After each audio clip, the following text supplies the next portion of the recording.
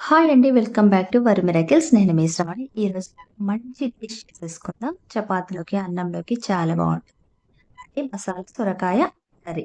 మరి ఇంకేమాత్రం ఆలస్యం చేయకుండా ప్రాసెస్ ఏంటో చూసేద్దాం. నేనైతే ఒక పొడవుగున్న లేత సొరకాయనైతే తీసుకున్నా.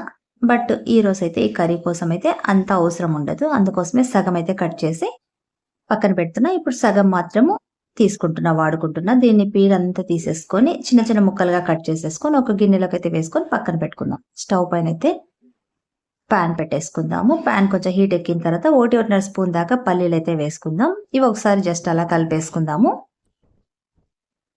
తర్వాత ఇవి కొంచెం ఫ్రై అయిపోయిన తర్వాత ఇందులోకి 1 స్పూన్ దాకా ఎండు కొబ్బరి ముక్కలు కూడా వేసుకొని అవి కూడా ఒకసారి బాగా ఫ్రై చేసేసుకుందాం. ఈ కొబ్బరి ముక్కలు తర్వాత పల్లీలు ఫ్రై అవ్వడానికి కొంచెం టైం పడుతుంది కాబట్టి ఫస్ట్, సెకండ్ వీటినే వేసేసుకున్నా నేను. వీటి తర్వాత చిన్న చెక్క, తర్వాత ఒకటే ఒక లవంగము, అలాగే 2 యాలకులు, దాంతోపాటు ఒక 5-6 దాకా జీడిపప్పులు, అలాగే 1 స్పూన్ జీలకర్ర. ఇవన్నీ వేసాక ఒకసారి బాగా కలిపేసుకుందాము. పల్లీలు తర్వాత కొబ్బరి ముక్కలు కూడా బాగా కొంచెం బ్రౌనిష్ కలర్ వచ్చి క్రిస్పీగా అయ్యేదాకా కూడా ఫ్రై చేసేసుకోవాలి. తర్వాత ఇందులోకి 1 స్పూన్ దాకా లేదా 1 స్పూన్ దాకా నువ్వులు కూడా వేసుకుందాము. దాంతో పాటుగా 1 స్పూన్ గసగసాలు కూడా వేసేసుకుందాము. ఇవి చివర్లో వేసుకోవాలి, లేదంటే తొందరగా చిటపటమని మాడిపోతాయి. కాబట్టి దించే ముందుగా మనం వేసుకొని జస్ట్ అలా ఫ్రై చేసేసుకొని వీటిని చల్లారబెట్టుకొని మిక్సీ జార్లో వేసుకొని పౌడర్ చేసి పక్కన పెట్టుకుందాం. ఇప్పుడు స్టవ్ పైన కుక్కర్ పెట్టుకొని అందులోకి 3-4 స్పూన్ల దాకా ఆయిల్ అయితే వేసుకుందాం. ఆయిల్ కొంచెం హీట్ ఎక్కిన తర్వాత ఇందులోకి 1 స్పూన్ దాకా తాలింపు గింజలు వేసుకుందాం. అలాగే ఒక మీడియం సైజు ఉల్లిపాయను చిన్న చిన్న ముక్కలుగా కట్ చేసుకొని ఆ ముక్కలు కూడా వేసుకొని 1 స్పూన్ దాకా ఫ్రెష్గా కొట్టి పెట్టుకున్న అల్లం వెల్లుల్లి పేస్ట్ని కూడా వేసుకొని ఉల్లిపాయ ముక్కలు తర్వాత అల్లం వెల్లుల్లి పేస్ట్ కూడా పచ్చి వాసన పోయేదాకా కూడా బాగా ఫ్రై చేసేసుకోవాలి. మీడియం ఫ్లేమ్ మీద పెట్టుకొని బాగా మనం కలుపుకోవాలి. తర్వాత మనం కట్ చేసి పెట్టుకున్న మీడియం సైజు టొమాటోల్ని కూడా ముక్కలుగా చేసుకొని ఇందులోకి వేసేసుకోవాలి. ఇవి వేసిన తర్వాత కూడా బాగా కలుపుకోవాలి. టొమాటో ముక్కలు బాగా మెత్తబడాలి, అంతవరకు కూడా మనము కలుపుకుంటూనే ఉండాలి. ఇవన్నీ కూడా బాగా మగ్గిపోయిన తర్వాత ఫ్రై అయిపోయిన తర్వాత ఇందులోకి మనం ఇప్పుడు పక్కన కట్ చేసి పెట్టేసుకున్న సొరకాయ ముక్కలు కూడా యాడ్ చేసేసుకుందాము. ఇలా ముక్కలన్నీ కూడా కుక్కర్ వేసిన తర్వాత అన్నీ కూడా మీదకి కిందకి బాగా కలిపేసుకోవాలి. టొమాటో ముక్కలు తర్వాత ఉల్లిపాయ ముక్కలు, సొరకాయ ముక్కలు అన్నీ కూడా బాగా కలిసిపోయేలాగా కలిపేసుకోవాలన్నీ కూడా. ఇందులోకైతే వాటర్ అయితే పెద్దగా అవసరం ఉండదండి. మనం మీడియం ఫ్లేమ్ మీద పెట్టుకొని ఉడికించుకున్నట్టయితే ఆటోమేటిక్గా సొరకాయలోంచి వాటర్ అనేది ప్రొడ్యూస్ అవుతుంది. లేదా అవసరం అనుకుంటే లాస్ట్లో కొద్దిగా లిటిల్ బిట్ వాటర్ అయితే యాడ్ చేసుకోవాలి.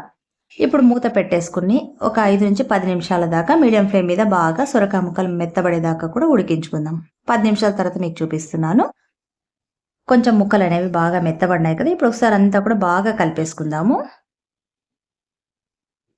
ఇలా అంతా కూడా బాగా కలిపేసుకున్న తర్వాత ఇందులోకైతే రుచికి సరిపడా కాస్త సాల్ట్ వేసుకుందాం.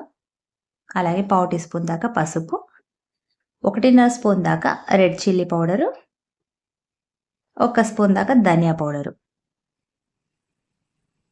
తర్వాత మనం ఇప్పుడు మిక్సీ చేసి పెట్టుకున్న ఈ పౌడరు పల్లీలు తర్వాత కొబ్బరి ముక్కలు వేసి చేసుకున్నాం కదా పౌడర్, ఆ పౌడర్ కూడా వేసేసుకొని తర్వాత అదే మిక్సీ జార్లోకి కొద్దిగా వాటర్ అయితే వేసుకొని ఆ వాటర్ని కూడా మనం కలుపుకోవాల్సి ఉంటుంది. ఇప్పుడు ఈ పౌడర్లన్నీ వేసిన తర్వాత ఒకసారి బాగా కలిపేసుకుందాము. ముక్కలకన్నిటికీ కూడా ఉప్పు కారం బాగా పట్టేలాగా సొరకాయ ముక్కలకన్నిటికీ కూడా బాగా పట్టి అన్ని బాగా మిక్స్ అయ్యేలాగా కలిపేసుకోవాలి. 1 నిమిషం పాటు మనము ఎక్కడ అడుగు అనేది పట్టేయకుండా